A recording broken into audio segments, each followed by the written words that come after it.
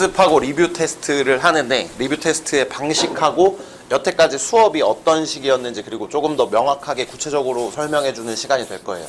이 정도면 알려줘도 되는 실력이 됐다라는 판단해야 하는 건데 뭐 개개인별로 그렇지 않은 사람들도 있겠죠. 이따가 판단해 보겠습니다. 자, 보면 글 읽는 방법 자체에 대해서 얘기할 거야. 우리가 지금 어떤 식으로 수업을 진행해 왔냐면 처음에는 몰랐겠지만 여러분 몰랐을 수도 있어요. 처음에는 SVOC 아예 그 기술 위주의 수업이었죠. 이 수업이. 근데 이제 시간이 지나오면서 기술적인 부분은 조금 빼고 지문 내용 자체를 읽는 부분에 포커스를 둬서 수업을 했단 말이에요. 그렇죠? 리뷰 테스트도 그런 형식으로 변했고. 그래서 종합적으로 글 읽기 방법에 대해서 얘기를 하면서 가장 중요한 스킬 하나만 가르쳐 드릴 거예요. 자, 텍스트와 대화하는 글 읽기가 가장 훌륭한 글 읽기예요. 들어본 적 있죠? 텍스트와 대화하며 읽어라. 근데 어떻게 읽는지를 설명해 주지 않는단 말이야. 그 얘기를 좀 할 거야.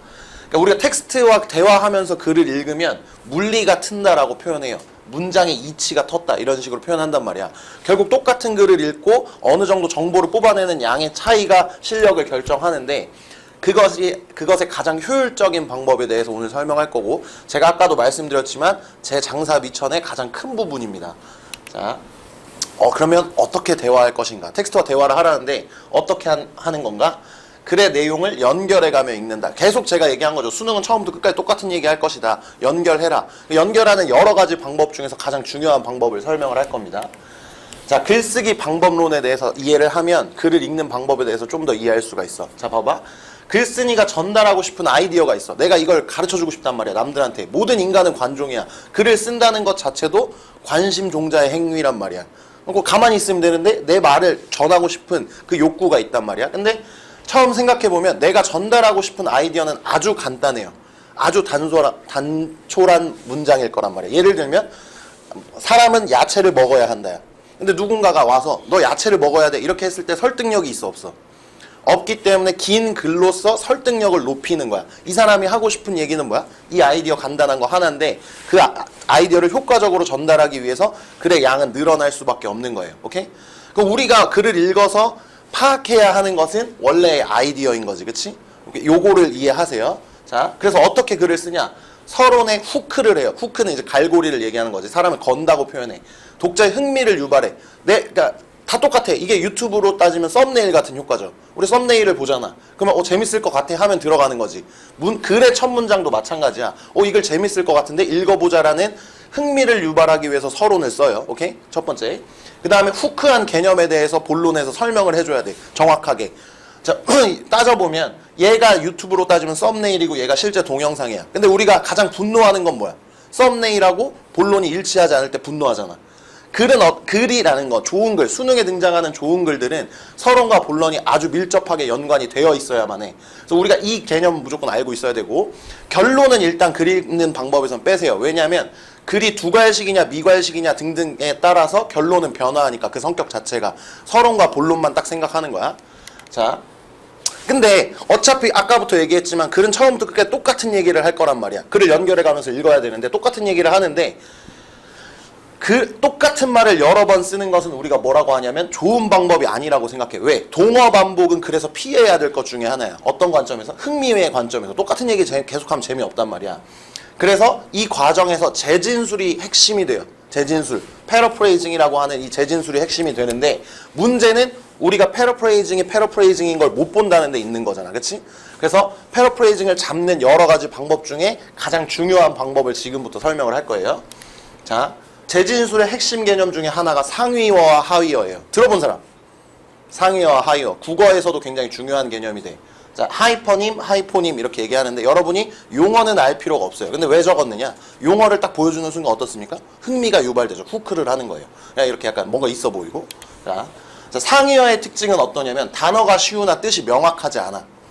애매하다는 거지. 오케이? 단어는 쉬워. 하지만 이 뜻이 명확하게 전달되지 않아. 근데 하위어의 특징은 단어가 어려우나 뜻이 명확해. 구체적이야. 스페시픽하다고. 자, 그래서 어휘풀이 가능성이 있다. 이거는 나중에 얘기할 텐데 나중에 시험에서 보면은 문제 밑에 어휘풀이가 되어 있는 것은 보통 하위어일 겁니다. 이따가 볼게요. 자, 이런 표현이야. 자, 일의 비용을 잘 써야 한다. 굉장히 단순한 어휘들로 썼지만 의미 자체는 어떻습니까? 애매하죠. 오케이? 일의 비용을 잘 써야 한다. 무슨 일에 무슨 비용을 잘 써야 되는데 라는 생각이 들죠. 그럼 잘 쓴다는 건 또 뭔데? 이렇게 정보들이 빠져 있다고. 쉽지만 애매해. 자, 업무 추진비를 절감해야 한다. 용어는 조금 어려워졌지만 명확해지죠, 뜻이. 오케이? 이게 상위어와 하위어야. 이 개념은 잡았죠? 자, 독해 적용 방법이야. 자, 상위어는 문장 주로 서론과 결론. 결론은 뺀다 했죠. 둘 다 결론이 있으니까 빼고. 주로 서론에 등장하는 것이 상위어 문장이야. 오케이? 첫 문장에 등장하는 건 굉장히 애매한 문장들이 등장해. 그런데 하위어 문장은 본론에 등장하잖아. 이게 구체적인 문장이 등장한다는 거야. 오케이? 그래서 우리가 지금 하고 싶은 건 뭐냐면 서론에 있는 상위어 문장이 본론에서 어떻게 구체화되는지를 잡아볼 거예요. 자, 어휘적 상위어보다 더 중요한 개념은 문맥적 상위어와 하위어인데 이건 뭐냐면 어휘적 상위어 하위어는 비교적 간단한 개념이야. 우리말로 따졌을 때 얻다, get에 관하는 얻다라는 상위어가 있으면 어휘적 하위어로 봤을 땐 획득하다, 습득하다 이런 것들이 하위어가 된단 말이야. 얻다는 쉬운 단어인 반면에 습득하다, 획득하다는 조금 어렵지만 또 구체적인 의미를 가지고 있는 단어잖아. 그치? 근데 우리가 독해에서 적용할 건 이런 어휘적 상위어가 아니야. 문맥적 상위어를 찾을 거예요. 오케이? 그 하나를 예를 들어 보여드릴게요. 자, 가장 중요한 습관이 이거야. 이 단어는 너무 추상적인데 어떻게 구체화되는지 찾아보자. 이 마인드를 가지고 하는 거야. 지금부터 여러분이 할 거예요. 하나만 예를 보여드리겠습니다. 34번. 자, 보세요. 첫 문장에 이런 문장이 있었죠. 자, there have been many attempts to define what music is in terms of the specific attributes of musical sounds라는 문장이 있었어. 첫 문장이에요. 계속 얘기했지만 첫 문장에서는 쉽고 애매한 표현을 사용합니다. 여기서 쉽고 애매한 표현은 특정한 음악적 소리의 기질이야. 음악적 소리의 특정한 기질이 아주 애매한 표현이에요. 왜? 음악적 소리의 특정한 기질이라고 하면 우리한테 떠오르는 게 있어 없어? 굉장히 추상적인 개념이란 말이야. 그러면은 본론에서 이걸 구체화해줘야지. 그걸 찾으면 글을 연결하며 읽는 거고 답까지도 연결될 수 있어. 자, 음악적 소리의 특정한 기질은 결국 밑에서 어떻게 구체가 됐냐면 세 번째 문장에 보면 fixed pitches라고 구체화됐죠. 음악적 소리의 특징을 뭘로 구체화했다고? fixed pitches, 고정된 음역이라고 구체화를 딱 시켜준 거야. 이 글의 전체 흐름도 어디로 갔어? 음악이라는 것은 무엇인가? 뭐다? 고정된 소리다로 답을 고를 수 있는 문제였죠. 기억을 해보면. 오케이? 이런 식으로 추상적인 것을 찾고 추상적인 것 첫 문장에서 추상적인 것을 찾고 본론에서 구체화를 시켜보는 테스트를 지금부터 시작을 할 거예요. 34번부터 역순으로 문제를 하나씩 푸시면 돼요. 여러분이 생각했을 때 추상적인 것, 첫 문장의 추상적인 개념, 그리고 본론에서 어떻게 구체화되어 있는지 그걸 잡아볼게요. 자, 하나는 드리겠습니다. 33번 역순으로 푸는 거야. 33, 32, 31. 자, 하이테크의 미래가 추상적인 개념이야. 하이테크의 미래가 추상적인 개념이고 이것이 어떻게 구체화됐는지를 찾는데 여기서 포인트는 이거야. 여기서 포인트는 긴 문장을 잡지 마세요. 긴 문장을 잡지 말고 최대한 짧게 끊어서 가세요. 알겠죠? 짧게 개념을 해보세요. 제가 중간중간 해설을 할 겁니다. 일단 시작해보세요. 하이테크의 미래라는 첫 문장에 아주 추상적인 표현이 있어. 뭘 잡느냐도 중요한데 이거는 어제도 보니까 애들이 다 잘해. 첫 번째 추상적인 개념을 잡는 거. 자, 하이테크의 미래가 어떻게 구체화됐습니까? 밑에 보면 마지막 문장이죠. 결론 문장에 of developing the alternative green technologies로 구체화됐어요. 그러니까 뭐 이거 말고 다른 답이 있을 수도 있어. 그거 내가 이따 봐줄게. 내가 생각하는 가장 좋은 답이야. 자, 그리고 얘네 둘이 연결된다는, 저번에 우리가 해설을 할 때 보면은 얘네 둘이 연결된다는 걸 잡으면 뭘 할 수 있냐면 처음부터 끝까지의 글을 연결할 수가 있어. 제가 이 문제를 해설하면서 33번이죠 이게? 33번을 해설하면서 하지 말아야 할 답으로 꼽아준 게 2번이란 말이야. as eco-friendly 이렇게 가는 거. 그건 어떻게 한 거냐면 첫 문장하고 이 alternative green technology를 연결하지 못하고 이것만 보고 문제를 푼 거라고 했잖아. 그치? 그러니까 이런 걸 보면 답에서도 분명히 크게 도움이 돼요. 오케이? 그러니까 이런 생각도 할 수 있죠. 애들 낚이라고 그런 선택지를 썼구나. 이런 것도 보일 수가 있는 거란 말이에요. 오케이? 32번이죠 이게. 32번에서 잡았어야 되는, 추상적이라고 생각했어야 되는 개념은 Children's Conception of Time입니다. 저는 이렇게 생각해요. 자, 보면 이렇게 활용하는 건데 실제 시험에서 여러분이 어떻게 활용하는 거냐면 저는 딱 이 문장을 읽었을 때 무슨 생각을 했냐면 아이들의 시간 개념이라는 게 뭐야? 시간 개념 하면 너 시간 개념 없다. 시간을 못 지킨다는 얘기인가? 이런 생각도 할 수 있어. 예상하는 거야. 글의 내용이 어떻게 갈지 예상하는 거야. 그리고 나서 내 예상이 틀렸든 맞았든 다 상관이 없어. 왜냐하면 내가 예상하는 순간 나의 관심도가 높아져. 글에 대한. 오케이? 그렇게 가는 거야. 자, 그럼 아이들의 시간 개념이라는 부분은 어떻게 구체화됐느냐? 그러니까 왜냐하면 지금 얘기한 것처럼 시간 개념이라는 말 자체에는 굉장히 애매한 뜻을 갖고 있어. 방금 내가 얘기한 것처럼 약속 시간에 대한 개념, 이런 개념도 사실은 들어있는 거란 말이야. 이 말 자체에 구체화 시켜주죠. 어떻게? starting times, stopping times, duration. 이런 걸로 시간 개념을 구체화 시켜주고 있죠. 그렇죠? 오케이? 이게 아니어도 돼요. 제가 이따가 봐드릴 거예요. 자기가 틀린 거. 그리고 제가 한 거는 제 색깔 펜으로 해놓으시고 여러분이 한 건 연필로 남겨두세요. 지우지 말고. 자, 그 다음에 31번은 더 롤 오브 사이언스죠. 자, 과학의 역할. 애매하지. 과학의 역할 하면 우리 머릿속에 떠오를 수 있는 개념들이 굉장히 많단 말이야. 그치? 그 중에서 무엇인지를 구체화하면 이 글을 읽는 거라고. 자, 보시면 저는 요걸로 잡았어요. 답 여러 개입니다. 복수 정답 이따 봐드릴게요. 자, any factual claim can be authenticated if and only if the term scientific can correctly to be ascribed to it. 이렇게 긴 문장을 뽑았는데 이건 약간 어쩔 수 없었던 거고. 자, 정리하면 어떤 겁니까? 과학적이라는 말이 뭐다? 유일한 진리를 만드는 말이다. 요런 느낌이었단 말이야. 과학의 역할이 뭐였어? 과학의 역할? 과학적인 것만이 진리로 여겨지게 하는 것이 과학의 역할이야. 그것이 어떻게 됐었어? overstated, 과장되어 있었어. 이 글의 핵심이 뭡니까? 과학의 역할은 과장되어 있다. 그 과학의 역할은 무엇이다? 과학만이 유일한 진리라는 것. 이렇게 했으면 이 문제 푸는 것도 굉장히 큰 도움이 됐죠. 그렇죠? 이해 뭐 어떤 느낌인지 지금 알겠죠? 그렇죠? 그러니까 우리가 이런 얘기를 들어본 적 있었을 거예요. 그러니까 뭐 수능을 보다 보면 다 똑같다. 이런 얘기를 들어본 적 있죠. 그러면 우리의 느낌은 어떻습니까? 저도 학생 때 어떤 느낌이었습니까? 뭔 개소리야, 나한테는 다 다른데. 이런 느낌이 느껴지잖아. 근데 기본적으로 글의 틀은 다 똑같대. 애매한 걸 구체화하면 글은 끝나는 거야. 오케이? 그걸 찾으면 여기서 이 사람이 하고 싶은 얘기가 뭐였는지가 더 명확하게 드러나. 수능이라는 시험의 목적 자체가 유튜브 최현욱 수능 영어의 목적에 대해서 한번 확인을 해보시면 그 수능 영어의 목적 자체는 어디 있냐면 여러분이 텍스트를 읽고 무슨 얘기를 하는지 뽑아내는 데에만 관심이 있어. 실제로 여러분이 회화를 하는 이런 거에 관심 없어요. 듣기가 있는 것도 회화의 영역이 아니야. 듣기는 왜 있냐면 원어로 된 강의, 영어로 된 강의를 듣고 수업을 따라갈 수 있느냐 이것만 보는 거거든. 수능이라는 것은 말 그대로 여러분이 대학에서 공부할 수 있는지를 측정하는 능력 시험이기 때문에 그런 측면이야. 그러니까 문제 푸는 것도 사실은 글 읽기의 다음 단계가 뭐냐면 글을 읽고 비판적으로 내 생각을 더하는 게 글의 끝이에요. 근데 수능은 어디까지 보냐면 내 생각을 더하는 데까지 안 가죠. 그냥 어디까지? 이 글에서 말하는 것까지밖에 안 봐요. 그러니까 이 앰비규어티를 해소하는 부분만 여러분이 찾아내면 무조건 글을 이해할 수 있게 될 거예요. 오케이? 자, 보겠습니다. 자, 31번이죠, 이게? 역순으로 준비를 했어요. 31번 맞나요? 몇 번이에요? 34번이에요? 24번이에요? 이게 24번이에요? 아, 24. 그럼 이게 23번이에요? 얘는 뭔데요? 그럼 24번이 없나요?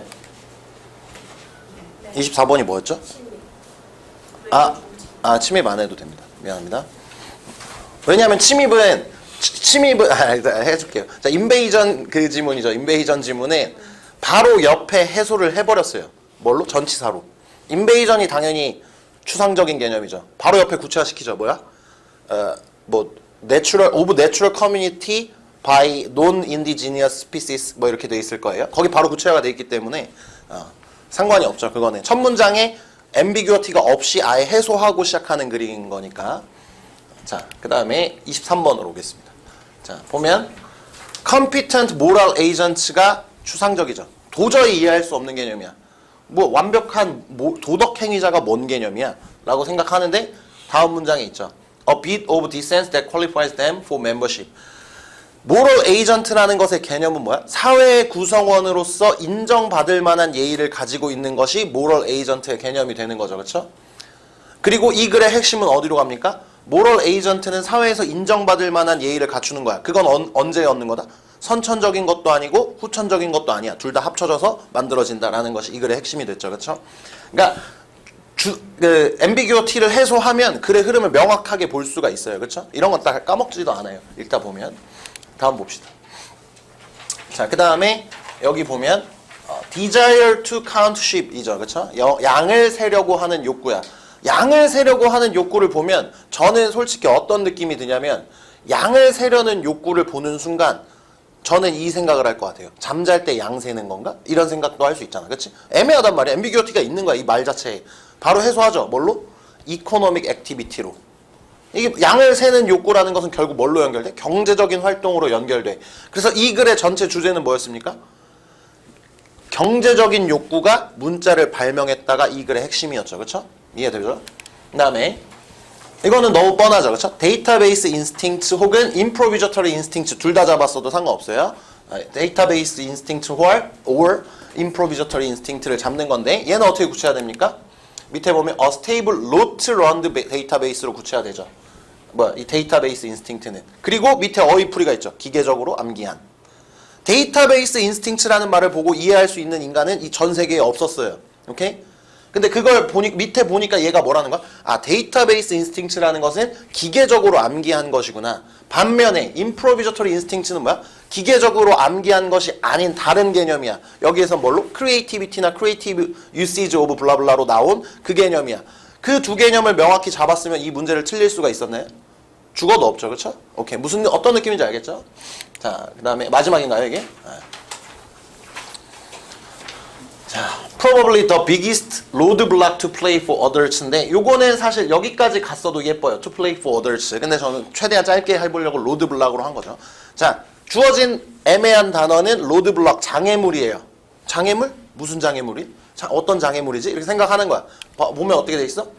It is irresponsible, immature and childish가 결국 장애물이 되죠. 뭐 하는데? 어른들이 노는데. 그래서 이 글의 답은 뭐였습니까? 어른들이 이런 장애물들을 극복해서 놀 수도 있어야 된다가 이 글의 주제가 되죠. 그렇죠? 명확하게 연결되는 부분이 무엇인지 알 수 있죠. 그렇죠? 여러분 이거를 시험장에서 어떻게 써먹으라는 거냐면 첫 문장을 볼 때 그러니까 답은 사실 첫 문장에 있는 거야. 근데 첫 문장에 봤을 때 우리가 답을 고를 수가 없지. 왜? 첫 문장에 뭐가 있기 때문에? 앰비규어티가 있기 때문에, 애매함이 있기 때문에. 그러면 본론을 읽어가면서 이 애매함을 해소한다면 이 글 전체를 여러분이 이해한 거예요. 이거는 단지 영어에만 통하는 게 아니라 당연히 국어 비문학 같은 데서도 통합니다. 왜냐하면 아카데믹 라이팅이라는 건 쓰는 방법이 정해져 있어요. 여러분이 대학교를 가서 처음 하는 게 뭐냐면 글쓰기를 배워요. 그러니까 학교마다 과정의 이름은 다를 텐데 실용적 글쓰기 이런 학교도 있고 practice reading and writing 이런 학교도 있고 거기에서 배우는 게 뭐냐면 글의 구조를 아카데믹 라이팅 형태에 맞추는 거야. 네가 쓰고 싶은 대로 말고 다른 사람들이 이해하고 있는 약속한 형태로 쓰는 것이 방법이야. 오케이? 제가 논문을 썼을 때도 우리 교수님이 역시 교수님이 저를 엄청 좋아하거든요. 자기 인생에 5손가락 안에 드는 제자다 이러면서 역시 아주 글을 잘 썼네요 하면서 논문을 열어보니까 빨간 줄이 300개가 넘게 있었어요. 그러니까 근데 그 과정이 뭐였냐면 내가 전달하려고 했던 개념이 틀린 게 아니야. 뭐가 틀렸던 거냐면 약속이 틀렸다는 거야. 그러니까 앰비규어티와 스페서픽의 그 약속이 틀렸다는 개념으로 엄청 지적을 많이 받았어요. 수능에 나오는 글은 저보다 훨씬 공부를 많이 한 사람들이 쓴 글일 거야.